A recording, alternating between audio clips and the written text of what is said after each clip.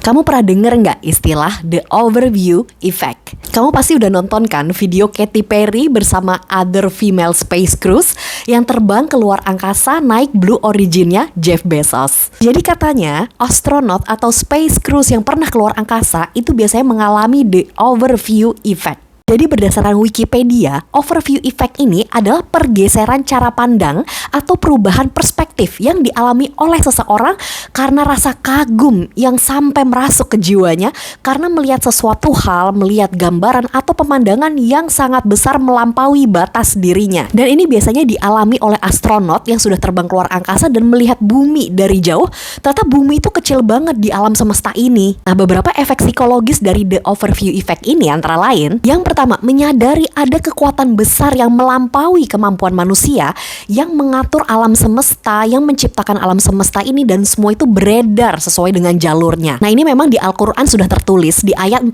surat Yasin bahwa matahari dan bulan itu beredar di jalurnya. Nah, experience ini bisa meningkatkan spiritual atau keyakinan seseorang bahwa memang Tuhan itu ada yang menciptakan dan mengatur semua alam semesta ini pada jalurnya, dan itu tentu Allah Subhanahu wa Ta'ala. Yang kedua, jadi astronot yang balik ke bumi biasanya akan meningkat rasa kemanusiaannya. Orang tersebut akan lebih rendah hati, lebih humble, karena menyadari bahwa semua manusia itu sama, tinggal di bumi yang sama, dan saling connected, saling terhubung. Cara pandang dia akan menjadi lebih global, udah gak terkotak kecil-kecil lagi, apalagi berdasarkan suku, ras, status sosial, itu udah bukan matters lagi.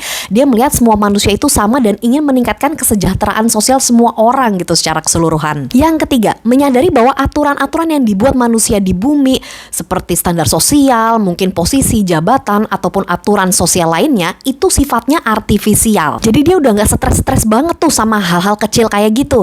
Jadi hal-hal kecil yang ada di bumi nih, ribut sama tetangga, ngiri, julid gitu ya, stres sama bos yang antik, itu kayak hal yang sebenarnya udah bukan matters yang penting. Yang keempat, menyadari bahwa bumi kita itu sangat fragile. Dia bisa hancur, bisa rusak sewaktu-waktu.